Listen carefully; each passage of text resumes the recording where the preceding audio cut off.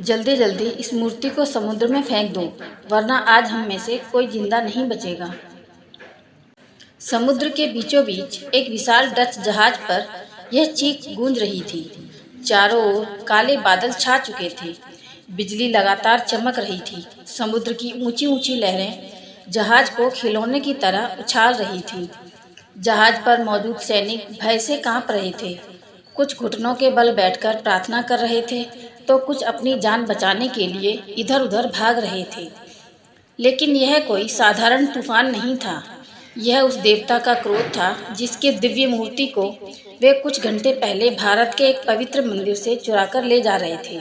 यह कहानी है तमिलनाडु के पवित्र तिरुचेंदूर मुरुगन मंदिर की। एक ऐसे मंदिर की जहां आज भी लाखों श्रद्धालु भगवान मुरुगन के दर्शन करने आते हैं।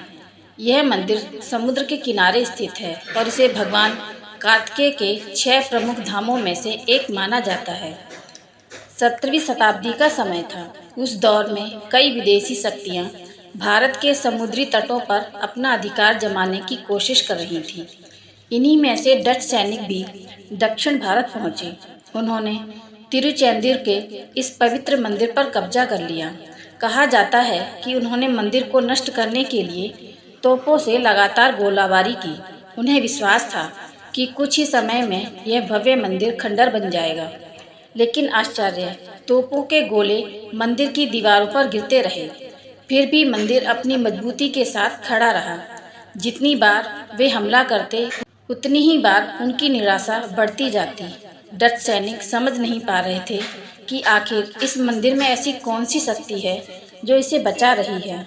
जब मदुरई के राजा को इस आक्रमण का समाचार मिला तो उन्होंने तुरंत अपनी विशाल सेना तैयार की। राजा की सेना के आने की खबर सुनते ही डच सैनिक डर गए। उन्हें समझ आ गया कि अब बच निकलना ही बेहतर है। लेकिन जाते जाते उन्होंने एक ऐसा पाप किया जिसने उनके विनाश की नींव रख दी। उन्होंने मंदिर का बहुमूल्य खजाना लूट लिया और भगवान मुरुगन तथा भगवान नटराज की दुर्लभ पंचलोह की मूर्तियां अपने जहाज पर लाद ली। उन्हें लगा कि ये मूर्तियां ठोस सोने की बनी हैं और इन्हें बेचकर वे अपार धन कमा लेंगे। जहाज समुद्र से काफ़ी दूर निकल चुका था। शुरुआत में तो सब कुछ सामान्य था। समुद्र शांत था, हवा भी बिल्कुल धीमी चल रही थी। लेकिन अचानक आसमान का रंग बदल गया। काले बादल चारों ओर छा गए। बिजलियां लगातार चमकने लगी। कुछ ही क्षणों में समुद्र विकराल रूप धारण कर चुका था। विशाल लहरें जहाज को हवा में उछाल रही थी। जहाज की लकड़ियां टूटने लगी। सैनिक चीखने लगी। तभी जहाज के कप्तान ने भयभीत होकर कहा, यह साधारण तूफान नहीं है, यह उसी देवता का क्रोध है जिसकी मूर्ति हम चुरा लाए हैं। अगर जिंदा रहना चाहते हो तो तुरंत मूर्ति समुद्र में फेंक दो। कांपते हाथों से सैनिकों ने भगवान मुरुगन की मूर्ति उठाई और समुद्र की गहराइयों में फेंक दी। जैसे ही मूर्ति पानी में समाई, वैसे ही तूफान शांत हो गया। काले बादल हट गए। समुद्र फिर से शांत हो गया। जहाज पर मौजूद हर व्यक्ति स्तब्ध रह गया। उन्हें समझ आ गया कि उन्होंने किसी साधारण मूर्ति को नहीं, बल्कि स्वयं देवता के विग्रह को चुराने का अपराध किया था। कई वर्षों तक मंदिर अपने मूल विग्रह के बिना रहा। फिर एक दिन भगवान मुरुगन अपने परम भक्त उड़ा मलियप्पा पिल्लई के स्वप्न में प्रकट हुए।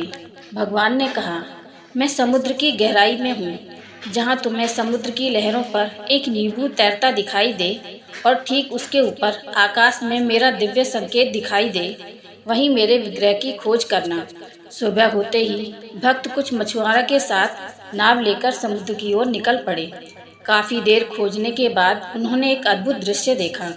समुद्र की लहरों पर एक नींबू तैर रहा था। उन्होंने उसी स्थान पर गोता लगाया। कुछ समय बाद गोताखोर समुद्र की गहराइयों से भगवान मुरुगन की दिव्य मूर्ति लेकर बाहर आए। सभी की आंखों से खुशी के आंसू बहने लगे। पूरे विधि विधान और वैदिक मंत्रों के साथ उस मूर्ति को दोबारा मंदिर में स्थापित किया गया। भगवान मुरुगन की मूर्ति कई वर्षों तक समुद्र में रहने के कारण उस पर खारे पानी के प्रभाव के चिन्ह आज भी दिखाई देते हैं। दोस्तों, तिरुचेंदूर मुरुगन मंदिर केवल एक प्राचीन मंदिर नहीं, बल्कि करोड़ों श्रद्धालुओं की अटूट आस्था का प्रतीक है। यहाँ आने वाले भक्त मानते हैं कि भगवान मुरुगन अपने भक्तों की रक्षा करते हैं। और सच्ची श्रद्धा से की गई प्रार्थना अवश्य सुनते हैं। यदि आपको भी भगवान मुरुगन की ये प्रेरणादायक कहानी पसंद आई हो तो श्रद्धा के साथ बोलिए, जय मुरुगन, जय कार्तिकेय।